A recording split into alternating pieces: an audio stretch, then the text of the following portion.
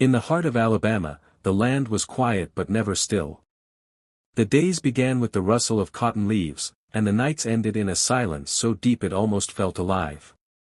The Burwell estate sat at the edge of that silence, vast and gleaming under the sun, a house built on wealth, pride, and secrets that time itself refused to bury. Charles Burwell was a man admired by all who passed through Montgomery County. He had the kind of confidence that drew attention, a voice that carried authority, and a charm that disarmed those who doubted him. To the world, he was the model of a Southern gentleman, refined, commanding, and prosperous. But a man can only hide his true nature for so long before the walls begin to whisper it back to him. Evelyn, his wife, was the picture of composure. She had learned early in life that dignity was a kind of armor, and she wore it faithfully. Her beauty was not loud but deliberate, every gesture measured, every word weighed before it left her lips. She was loved by the townspeople for her grace and envied for her poise, though few ever saw the loneliness beneath her calm. Their marriage was one of arrangement more than affection, of status more than warmth. Still, Evelyn believed she could make it work. She had been raised to preserve appearances at all costs, to smile even when the world beneath her feet trembled. For a time, she managed. But even a quiet heart knows when it's being lied to. She noticed small things first, the faint scent of tobacco that wasn't his, the smudge of dirt on his cuffs when he returned from his so-called evening inspections, the long silences when she asked simple questions. Charles had always been restless, but lately, there was something different in his eyes, something distant, something that avoided hers. The servants began to exchange glances. Conversations hushed when Evelyn entered a room. She could feel their pity, their discomfort, and worse, their knowledge. But no one dared to speak openly. The name that lingered behind closed doors was Isaiah. He had been bought 2 years earlier, not from a trader but directly from another estate. Tall, strong, with a quietness that made others uneasy. He rarely spoke unless spoken to, and even then, his words came slow, careful, as though language itself might betray him. Charles had taken a peculiar interest in him almost immediately. He called him reliable, loyal, indispensable. He gave him lighter work, allowed him access to places others were forbidden to go. Evelyn had noticed it, of course, but in a world where a man's authority over his servants was unquestioned, she had no reason, no permission, to question it. And yet, something inside her began to stir. The nights grew longer, and Charles's absences stretched beyond explanation. He no longer dined with her. He no longer spoke of business. When she asked about the plantation accounts, he brushed her off with irritation she had never seen before. Once, she followed him to the veranda after supper. He stood looking toward the stables, a lantern flickering in the distance. His expression was unreadable, his hand gripping the rails so tightly his knuckles turned white. When she called his name, he flinched like a man caught in a dream. That night, Evelyn could not sleep. She sat in bed listening to the clock tick, the steady pulse of time marking her growing unease.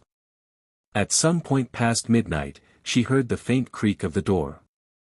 Footsteps, soft, deliberate, moved down the corridor. She rose and followed, each step slower than the last, her breath shallow, her hands cold. The moonlight spilled through the window, casting long shadows across the hall. Charles moved quickly, unaware of her presence. He was heading toward the back of the house, where the air grew thick with the scent of hay and dust. Evelyn stopped at the door that led outside, her heart hammering so hard she could hear it in her ears. The night was heavy, the kind that held its breath. Across the yard, a dim light glowed from the stable. It swayed faintly, as if someone had set it down and forgotten it. She took a step forward, then another, her bare feet sinking into the damp earth. The sounds became clearer, the low murmur of voices, the kind exchanged in secrecy. She recognized one immediately. The other was softer, hesitant, familiar in a way that made her chest tighten. As she approached, the words became indistinct, fragments of emotion rather than sentences. Then came the silence. She pushed the door open. Inside, the lantern hung crooked, its light trembling against the wooden walls. Two figures froze in its glow. Charles turned, his face pale, his mouth open but empty of words. Isaiah stood behind him, his chest rising fast, his eyes locked not on her, but on the ground. For a heartbeat, everything stopped. The air, the flame, the sound of her own breath. Evelyn's hand shook, but she did not speak. She did not scream. She only stared, and in that stillness, something inside her shifted forever. She lowered the lantern, turned, and walked back into the dark. By the time the sun rose over the Burwell estate, she had already decided what must be done. The Burwell plantation stretched over the rolling land like a white scar against the red earth, its fences running endlessly until they met the forest line where sunlight faded into shadow. From the road, it looked peaceful, magnolia trees bowed gently in the wind, their blossoms dropping like pale secrets to the ground. To anyone passing by, it was a place of order and grace. But the closer one drew to the house, the more that grace began to rot. The paint on the columns had started to peel. The shutters hung slightly crooked. The windows never stayed open for long. The people who worked the land said it was because the mistress did not like noise. Inside, Evelyn Burwell moved through her days with the precision of a clock. Every motion deliberate, every word measured. Her voice rarely rose above calm, her anger, when it came, was quiet enough to wound more deeply than shouting ever could. She oversaw the household with efficiency that left no room for warmth. To the servants, she was distant. To the neighbors, dignified. To her husband, she was a reflection of everything he pretended to be, disciplined, respectable, untouchable. Charles Burwell was a man who loved to be seen. He took pride in his estate, in his charm, in the illusion of gentility that money and ownership afforded him. He smiled often but rarely meant it. He treated kindness as a performance, generosity as a transaction. When he laughed, it was for others to hear, when he spoke, it was to remind them that his word carried weight. Yet beneath all that polish was a restlessness he could not name, an emptiness that no amount of land or admiration could fill. The workers had learned to step carefully around him, their obedience sharpened by his temper. But there was one among them who seemed immune to his moods, Isaiah. He was not a man easily read. Broad-shouldered and silent, his presence alone could command attention. He worked hard, never complained, never looked for approval. There was something in his stillness that unsettled even those who owned him. Charles noticed that stillness the day he bought him, noticed the steadiness in his eyes, the strength in the way he carried himself. Isaiah was not broken in the way many men were. There was something intact in him, something untouched. Evelyn had seen her husband watch Isaiah with a kind of curiosity that she could not quite define. At first, she believed it was admiration for a capable worker. Charles often praised him publicly, spoke of his reliability, his intelligence. But there were moments, small, fleeting moments, when she caught something else in her husband's expression. Not pride. Not authority. Something softer. The whispers started quietly. Servants exchanging glances when Charles left the dining room. Laughter that died quickly when Evelyn entered. A stable hand who quit without explanation. She ignored it at first, gossip was as common as dust in Alabama. But when the stories began to circle back to her, when she began to hear her husband's name and Isaiah's in the same breath, she felt a chill settle deep inside her. She watched them both more closely after that.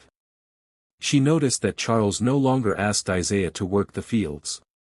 Instead, he sent him on errands that no one else was permitted to run. She saw the way Isaiah lingered near the house at night, the way Charles avoided mentioning his name at all during supper. And once, late in the afternoon, she saw them speaking behind the carriage house. Charles's hand rested on Isaiah's shoulder for only a second, but the gesture held more familiarity than any husband should show another man.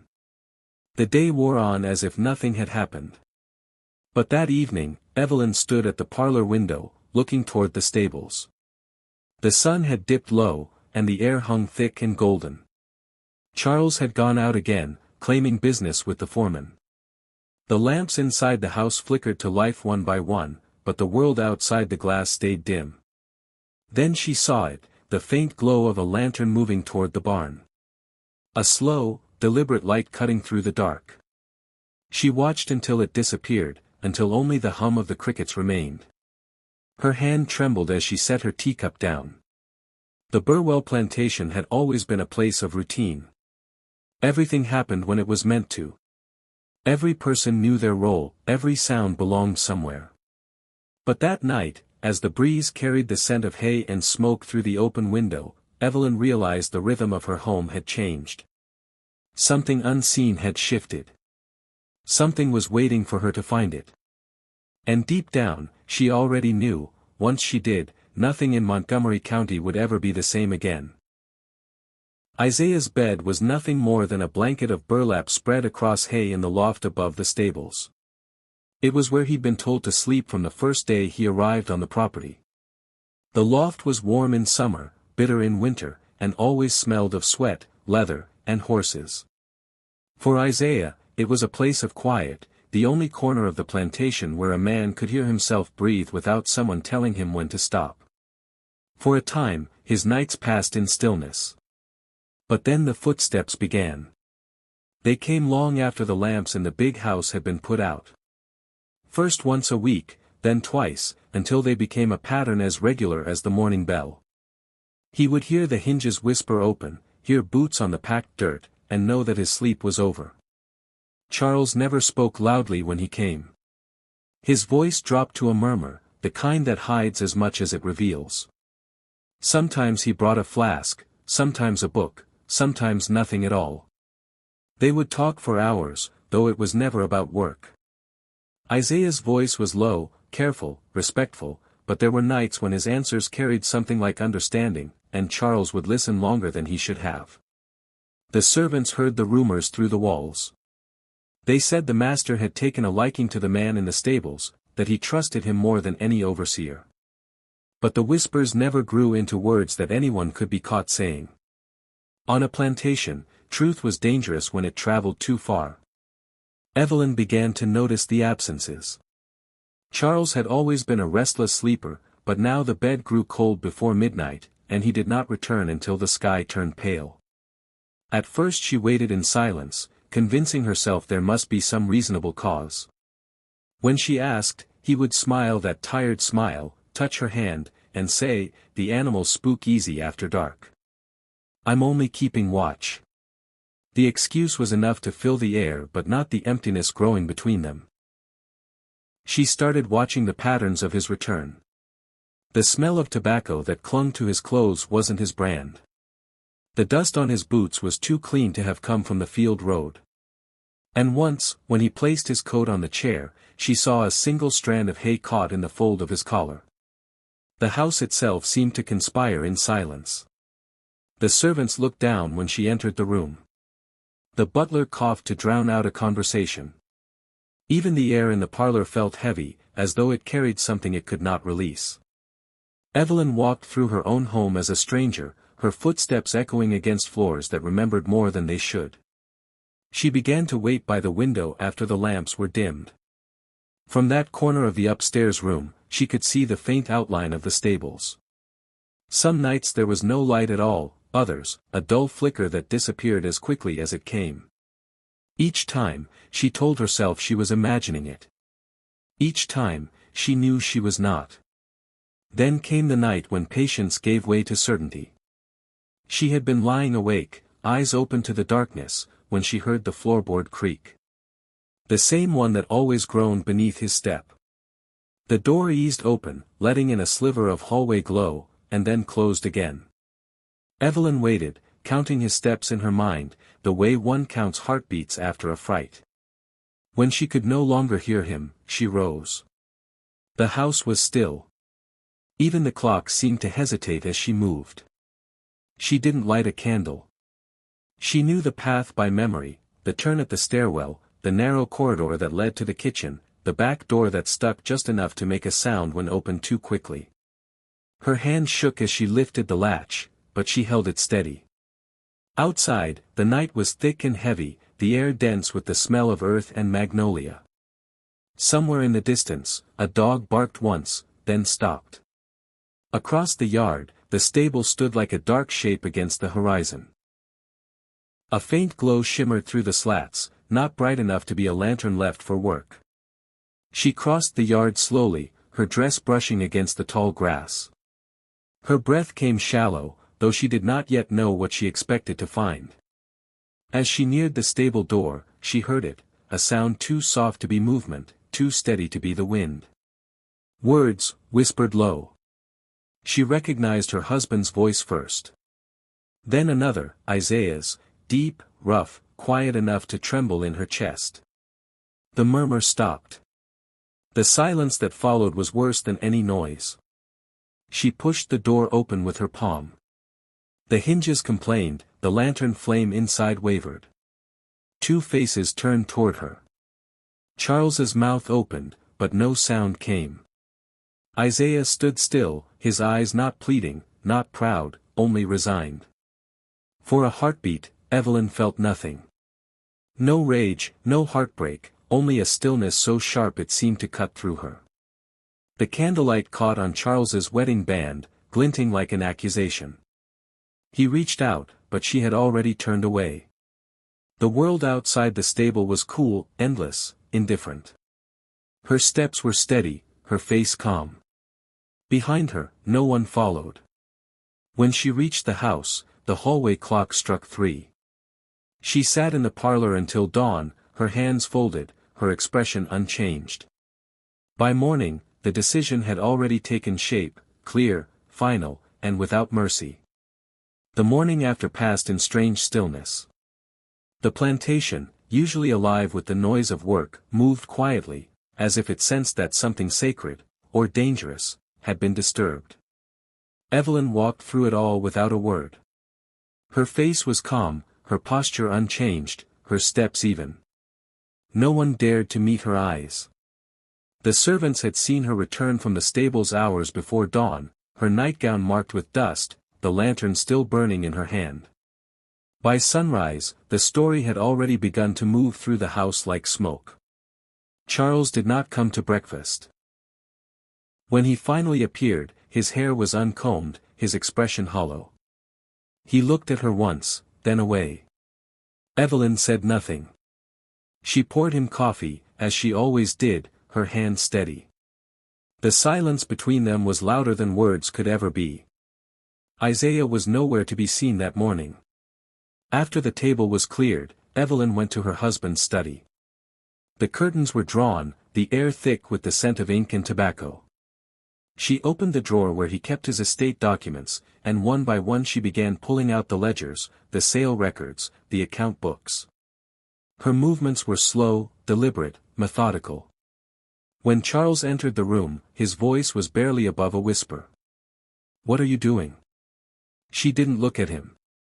She set the papers aside and said, "We have debts to settle." Her tone left no space for argument.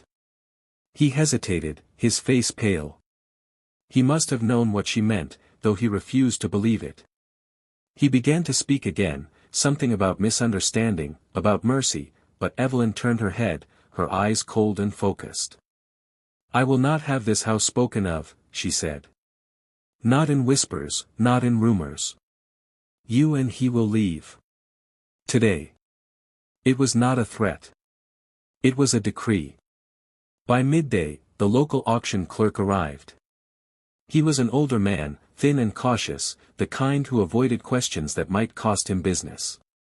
He took a seat in the parlor, unaware of the storm he had been called to document. Evelyn handed him the papers she had already signed. The names were written neatly, side by side. Charles Burwell. Isaiah. The clerk looked up, confused. "Ma'am, there must be some mistake." "You can't." "There is no mistake," she interrupted. "You will record them both. Same contract. Same destination." The clerk's pen hovered, uncertain, but the look in her eyes silenced him. He wrote as instructed. The ink dried dark and permanent. When Charles realized what she had done, he tried to reason with her. He followed her into the hallway, his voice breaking between anger and shame. "You can't sell me, Evelyn. You can't do this." She turned, her expression unchanging. "You sold yourself," she said quietly. The words hung between them, heavier than any slap. Outside, the yard filled with movement. Horses were hitched to wagons, crates loaded, chains inspected. The servants worked without speaking, eyes fixed on the ground. They had learned long ago that silence was survival. Isaiah was brought from the stable. His wrists were bound, though he didn't resist. His face gave nothing away, no defiance, no fear. When he passed Evelyn, he lowered his eyes, but for a brief second, she thought she saw something flicker there, an understanding she could not name. Charles stood at the gate, stripped of the confidence he once wore like armor. He pleaded with the clerk, offered money, land, promises. None of it mattered. The papers had been signed by his wife, sealed by the county's own hand. He belonged to the same fate as the man he once owned. When the wagon doors closed, the sound echoed across the yard like a final breath. Evelyn watched as they rolled away down the dirt road, the dust rising behind them until it became part of the horizon. Only then did she allow herself to exhale. She walked back inside, past the quiet halls and shuttered windows, and stopped at the doorway of her husband's study. The scent of tobacco lingered there still. She blew out the last candle and closed the door. The Burwell estate fell silent again, but it was no longer the same silence as before. It was thicker now, heavy with what it had witnessed. Somewhere out on the road, two men rode toward a place neither had chosen. And back at the house, Evelyn sat in the parlor, her hands folded neatly in her lap, the weight of her decision settling on her shoulders like the dust from their departure. She had not wept, not once. She had no tears left for what love had cost her. All that remained was the calm certainty that what was done could not be undone. The sale happened quietly, as all scandalous things did in Alabama that year. The paperwork bore the neat signature of Evelyn Burwell, written in the same hand that had once signed her marriage certificate. There were no witnesses, no gossiping neighbors called to observe, only the county clerk, the driver, and the heavy air of finality that followed her every command. By dusk, two wagons waited at the edge of the property, one for her husband, one for the man who had once been his servant. Charles tried to bargain even as they bound his wrists. He called her name, pleaded with a voice that cracked under its own weight, but Evelyn did not answer. She stood on the veranda, arms folded, her face calm as the evening sky. The servants pretended not to see, though some would later say they had never seen the mistress so still. She didn't watch them go, not at first. It was only when the wagons began to move that she turned her head and followed them with her eyes until they disappeared beyond the cotton fields. The two wagons took separate routes through Montgomery County. One traveled the main road lined with oak trees, the other followed the back path through swamps and narrow turns. But both would end at the same place, the Hargrove house. Miss Lila Hargrove ran her establishment on the edge of town, just past the rail yard and far enough from the church bells that they couldn't be heard through the walls. Her house was large and painted red, not from beauty but from the kind of attention that dared respectability to look away. Curtains were always drawn, and lamps glowed through the night, welcoming those who came with coin and leaving no questions when they left. Lila herself was known for her discretion. She had eyes that missed nothing, a voice like silk over steel, and a ledger that could ruin half the men in Montgomery if it were ever opened. When Evelyn's messenger arrived with the signed documents and the payment in silver, Lila didn't hesitate. She never asked why a man like Charles Burwell would be sent to her house, nor why he would arrive in chains beside one of his own slaves. In her world, money spoke louder than explanation. By the time the wagons rolled into her yard, the lamps were already lit.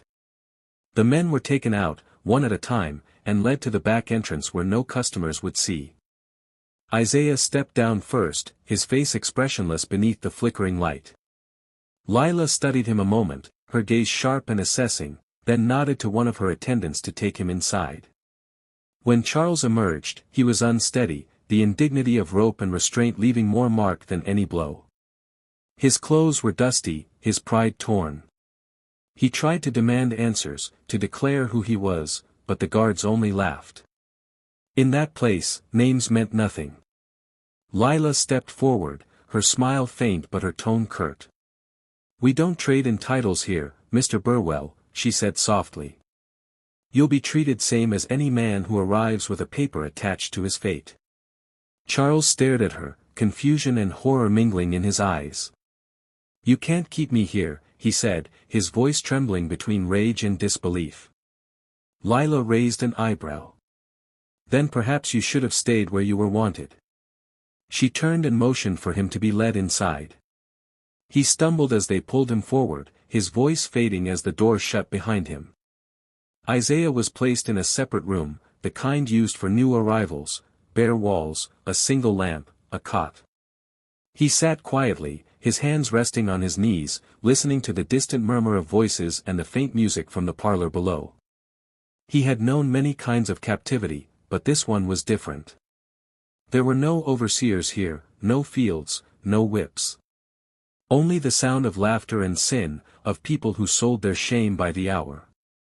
Charles, meanwhile, was brought upstairs, to a room where the windows were boarded from the inside. The lock clicked behind him, and for the first time in his life, he understood what it meant to have no power. Back at the Burwell estate, Evelyn stood by the window, the light of a single candle reflecting off the glass.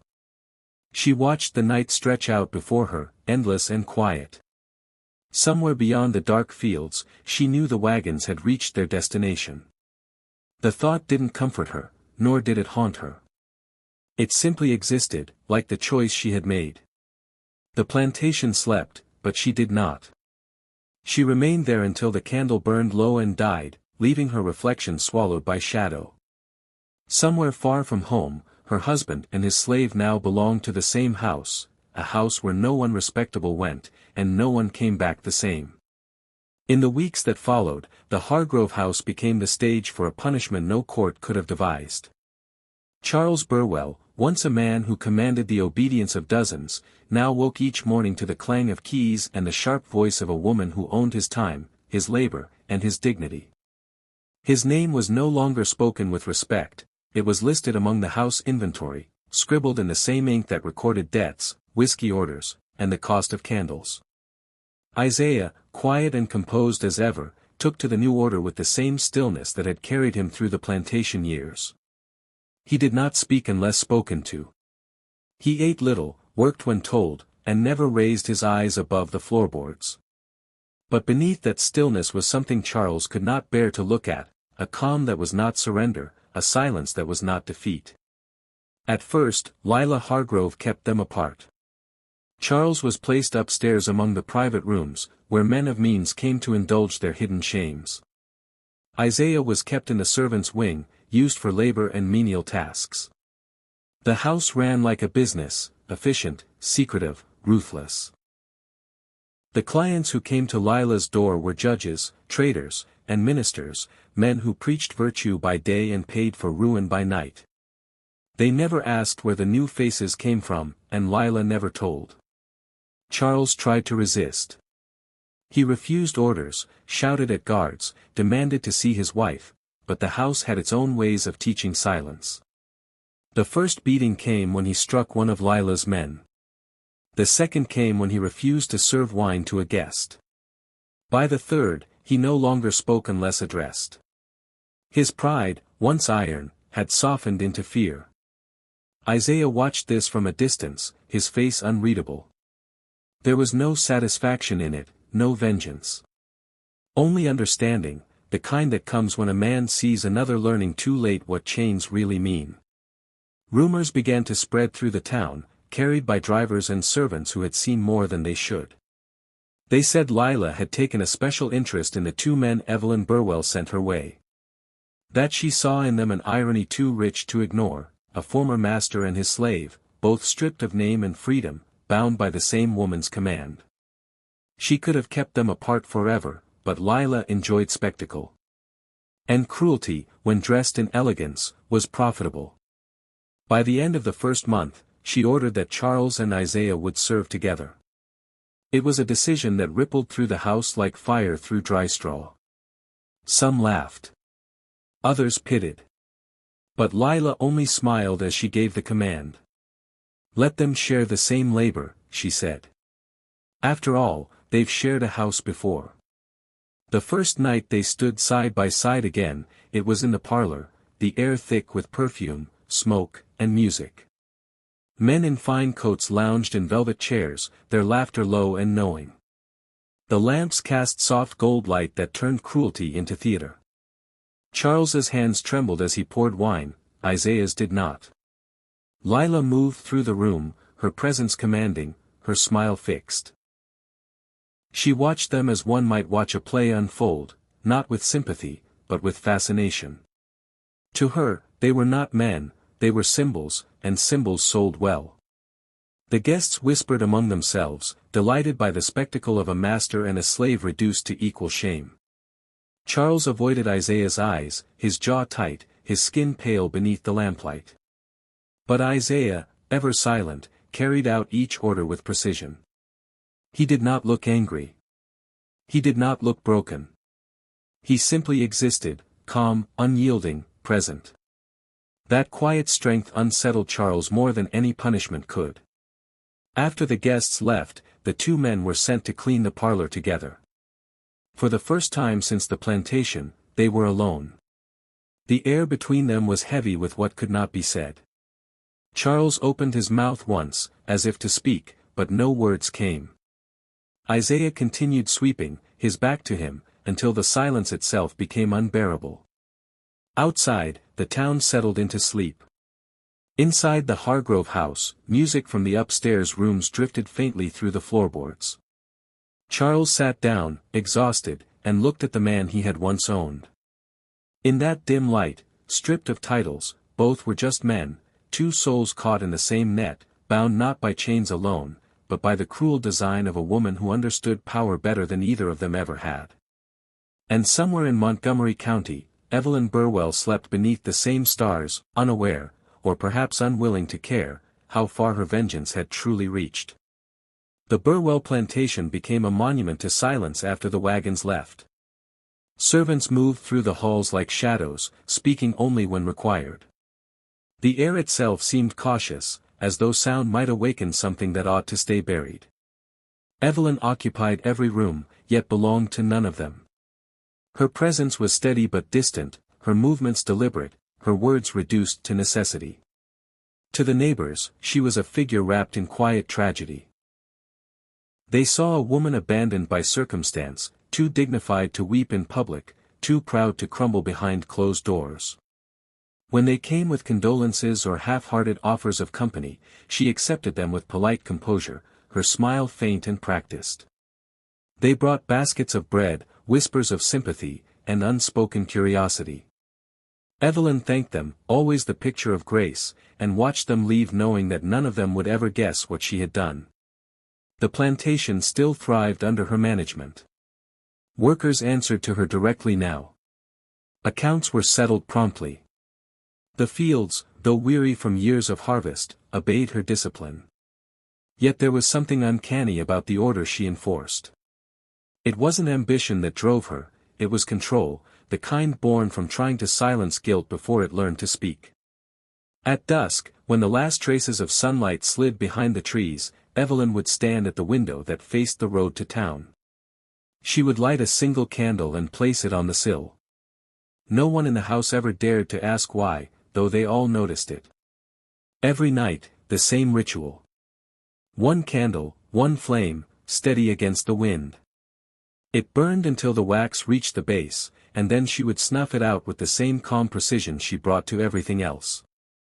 But on some nights, the calm betrayed her.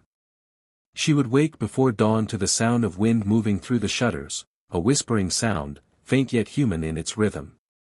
She would lie still, eyes open, listening.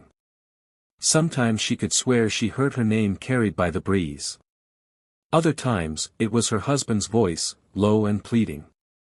And then, the one that silenced her completely, Isaiah's voice, soft as a prayer. The first time she heard it, she froze. The second time, she lit the candle again, though morning was near. It flickered once, twice, and steadied, as though acknowledging her confession without words. She told herself it was the wind, the mind's cruel trick. But she lit the candle again the next night, and the night after that. Each time she placed it on the window, facing the same road, the same direction, toward the town that had swallowed the 2 men she had sent away. The neighbors began to speak of it quietly. They said the widow Burwell kept a light for her lost husband, that her devotion bordered on saintly.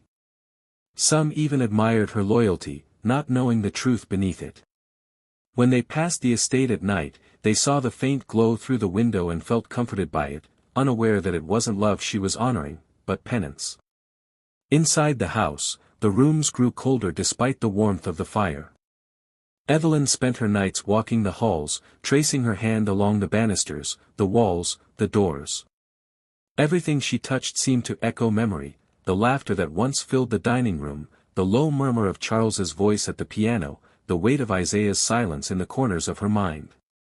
Each recollection returned sharper than the last, carving at the edges of her composure. Once, she dreamed of the stables. The air was thick with smoke, and she could hear footsteps above her, slow and uneven.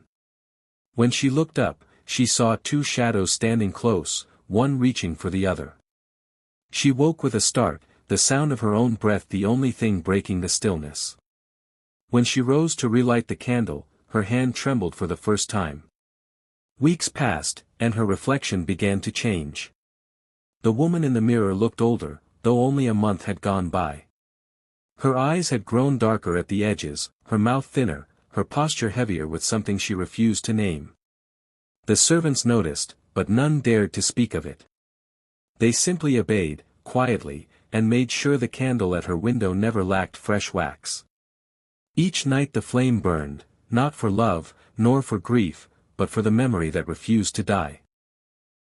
Evelyn had thought she could send away her shame and silence it in another house. But the wind carried voices, and the voices carried truth. And though she would never admit it aloud, the candle was her confession, one that no priest would ever hear. The fire began on a night thick with heat and thunder.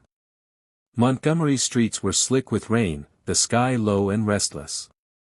Inside the Hargrove house, the lamps still burned, and the laughter of men bled into the storm.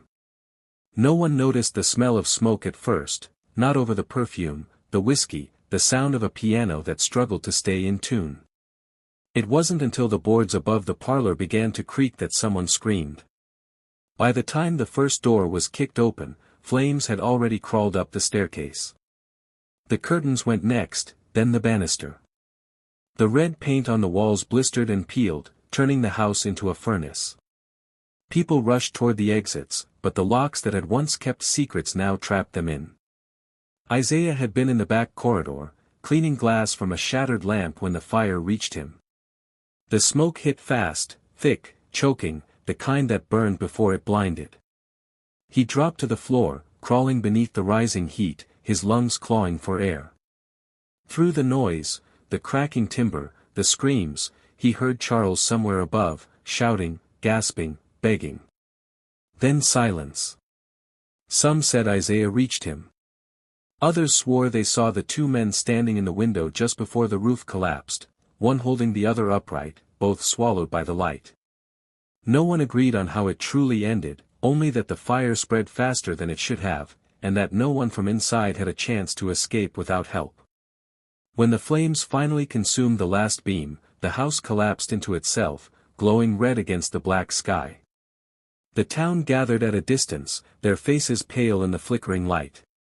They watched without speaking.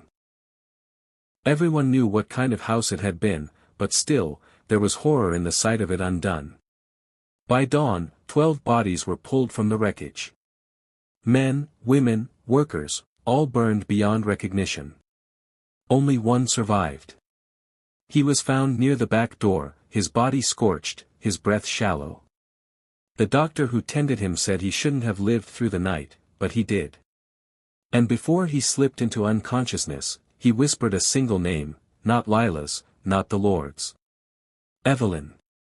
The doctor didn't know what to make of it, nor did the sheriff, who took the name down in his notes without understanding its weight. Rumors spread faster than the fire itself. Some said Isaiah had set the blaze in vengeance after Charles's final beating, that the master's cruelty had reached its last limit, and Isaiah had chosen fire over submission. Others whispered of something colder, that Evelyn had hired a man to finish what she had started, to erase the remnants of her shame before the town ever learned its full shape. No one ever proved either story. The surviving man, the one who had spoken her name, died 2 days later.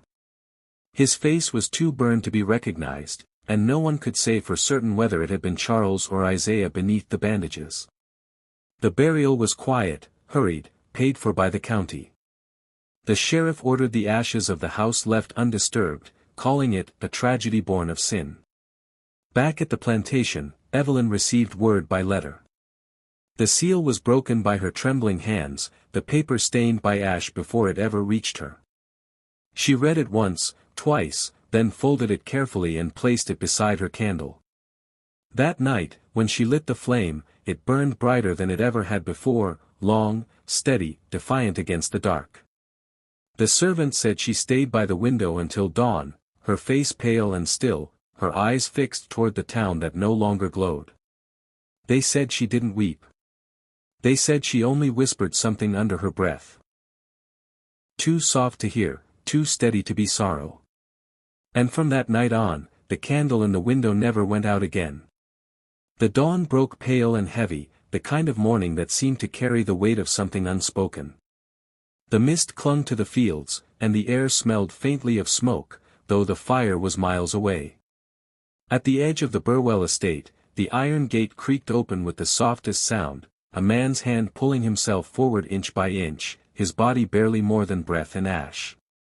He collapsed halfway up the drive, his skin blackened, his clothes burned to threads. The servants found him as the first light touched the magnolias, his body trembling but alive. They did not know what to do at first, they were afraid to touch him, afraid to call for help. But when one of them ran to the house and stammered the words, "Someone's at the gate," Evelyn was already at the stairs. She came without her robe, her nightgown trailing across the damp grass, her hair undone. The cold bit at her feet, but she didn't notice. The servants tried to stop her, begged her not to look, but she brushed them aside and walked until she reached the man lying by the path. He was unrecognizable. His features melted into shadow and soot. His breathing came in gasps that rattled like dry leaves. When she knelt beside him, the earth was cold and wet beneath her knees. She didn't flinch. She looked into what was left of his face and saw only the faint glint of an eye, one eye, watching her, faint but aware. She reached out and took his hand. The skin there was cracked, half burned, half bone, but she held it anyway. Her voice was barely more than a whisper when she spoke. "I freed you once," she said. "I'll free you again." The man tried to speak, but no sound came. Only a faint tremor ran through his body. She leaned closer, waiting, hoping for one word, one clue, one confession, but there was nothing. Just the faint hiss of his breath, the smell of burnt flesh, and the stillness of the morning around them. When the sun began to rise, the light touched his face, and she saw the faintest shape of a smile, or maybe it was pain. She couldn't tell. He exhaled one last time, and his hand went still in hers. The servants stood back, crossing themselves, whispering that it was a sign, that the dead had come home to claim something unfinished. Evelyn didn't move. She sat there for a long time, holding his hand, staring at the face she could no longer name. Some thought she prayed. Others said she simply waited for him to open his eyes again. When at last she rose, she gave no orders for burial. She told the servants to prepare a shroud but not a grave. "He came home," she said quietly. "He'll rest here." They laid the body in the old carriage house, the same one where Isaiah had once kept his tools, and covered him with linen. The smell of smoke lingered, seeping into the wood and the air, as though the fire had followed him even in death. By mid-morning, the news from town reached them: the Hargrove house was gone, 12 souls burned, no survivors named. The servants whispered among themselves, each with a different theory about who had returned. Some swore it was the master, crawling back for forgiveness. Others believed it was Isaiah, drawn by something stronger than vengeance. But Evelyn gave no answer. That evening, when the sun went down, she lit the candle at her window again. The flame was steady, its reflection shimmering against the glass. For the first time, she whispered a prayer aloud, a name that no one nearby could make out, carried softly into the wind that moved through the magnolias and vanished into the distance. No one in the house slept that night. The servants said they could hear footsteps in the halls long after the mistress had gone upstairs, slow, dragging, deliberate. And though the body lay cold in the carriage house, some swore they saw its shadow in the garden just before dawn, standing at the edge of the light, waiting. The orchard had once been the pride of the Burwell estate, rows of pear and peach trees that caught the light like glass in summer.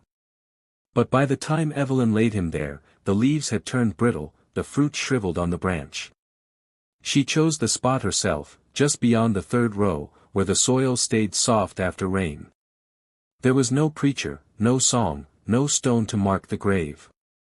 Only her and the sound of the shovel breaking the earth. The servants watched from a distance, afraid to come closer. They whispered that she'd lost her mind, that grief had hollowed her from the inside. She didn't speak to them for days after, not even to eat. When one brave girl brought her water, Evelyn only asked, "Do you think trees remember?" The girl didn't answer. No one ever did. At night, the house grew quieter than it had ever been. The ticking of the clock stopped. The birds that nested in the rafters flew away. Evelyn would walk barefoot through the orchard, candle in hand, calling names under her breath, sometimes Charles, sometimes Isaiah, sometimes both. The wind carried her words through the branches like a hymn meant for the dead. Neighbors began to talk. They said she'd gone mad. They said she was haunted. Some swore they saw her speaking to someone in the fields when no one else was there. Others claimed she laughed at nothing, a soft, broken sound that drifted through the mist at dawn. Her letters went unanswered, her invitations ignored. The world she once ruled had turned its back on her. The plantation began to crumble. The fences fell, the wells dried, and the cotton rotted in the ground. Workers left without pay. Debt swallowed what little remained. Evelyn made no effort to stop it. She seemed almost relieved to watch the place decay. "It should die too," she once murmured, tracing her hand along the cracked banister of the front steps. By 1858, the orchards bore no fruit. By 1859, the house was half empty. When the census takers came, they found only Evelyn and one servant left, a boy too young to remember the fire, too afraid to ask about it. And then, by 1860, the name Burwell vanished from the county ledgers. No heirs, no records, no trace of the family that had once ruled those acres. Travelers passing through the region spoke of a decaying mansion hidden behind the trees, its windows covered in dust, its doors locked from within. Some said they could still see a light burning in the upper window at night, a faint flicker, like a candle waiting for someone who never came home. The orchard remained untouched, the grass growing tall around the unmarked grave.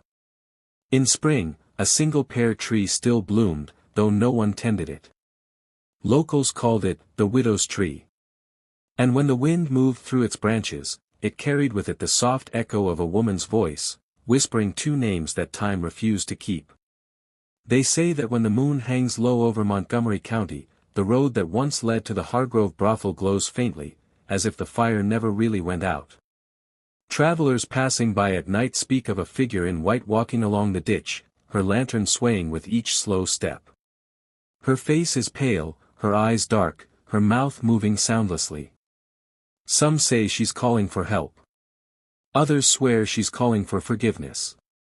Always the same path, always the same direction, toward the town, toward the ruins that no longer exist. Wagon drivers learned to avoid that road after dusk. Horses would rear or freeze, refusing to move forward. One man claimed that his lantern blew out on that stretch, though the night was still, and when he relit it, she was standing in the field beside him, the woman in white, her gown stained as though dipped in ash. He said she held her hand out, not for help, but for silence. He fled before she spoke. The old brothel's foundation still lies buried beneath a patch of scorched earth. Nothing grows there, not even weeds. But when the rain falls hard, the soil releases the faint scent of smoke, thick and sweet, as if something beneath it is still burning. Children dare each other to stand there after dark, and they come running back pale, swearing they heard voices beneath the ground, low, steady, humming something that sounds like an old work song. Locals say it's the two of them, Charles and Isaiah, trapped between sin and sorrow, their voices bound to the place that ruined them both. Some say one sings higher, the other lower, their tones weaving together in a melody that no one living remembers. It drifts through the air just before dawn, when the mist is thickest and the world feels like it's holding its breath. Those who live near the old Burwell estate tell of strange happenings there, too. Candles lighting themselves in the upstairs window. Doors that open to empty rooms. The faint scrape of footsteps across the wooden floors, though the house has long been empty. And in the orchard, where no marker was ever placed, the pear tree still blooms every spring, but its blossoms are white as bone, untouched by bees, and they fall before the sun rises. Some believe Evelyn's spirit walks still, searching for the faces she sent away. Others think she's guarding them, keeping watch until the last whisper fades. But the oldest folk in the county say the curse isn't on her alone, it's on anyone who speaks the Burwell name after dark. For those who do claim to hear music on the wind, and if they listen long enough, they'll hear three voices now. The mistress, the master, and the man he once called slave, all singing from the ashes, waiting for someone to answer. History has a way of softening what it should not forgive. The records call it the Burwell estate, the Hargrove fire, the end of a family line. But behind those names and dates lies something far more fragile, a story no ledger could hold, no sermon could cleanse. In 1851 Alabama, love crossed a boundary that was never meant to be crossed, and vengeance answered with silence. What began as power became obsession. What began as control became ruin. And in the end, what survived was not wealth, not legacy, but the echo of guilt, carried by the wind through the orchard, through the empty rooms, through the ashes that still remember. They say every generation in Montgomery County has its own whisper about the Burwell name. A woman in white walking the road. The scent of smoke when it rains. A song with no words, humming low beneath the trees. Most dismiss it as folklore. But there are those who've stood by the old orchard at night and swear they've heard something more, a single voice breaking through the hum, calling not for forgiveness, but for release. Time buried the estate, burned the records, scattered the bloodline. Yet guilt, unlike land, cannot be sold. It lingers in the soil, seeps into the roots, waits for someone brave enough to listen. Maybe Evelyn's candle still burns somewhere, unseen but steady, a reminder that some flames never die. And perhaps that's what makes stories like this endure, not the scandal, not the sin, but the humanity trembling beneath it. Love, power, shame, and grief, bound together by the same hand that tried to destroy them. In the end, history remembers the masters and the mistresses, but not the fires that consumed them. It remembers their names, but not their cries. Yet the land remembers. The walls remember. The silence remembers.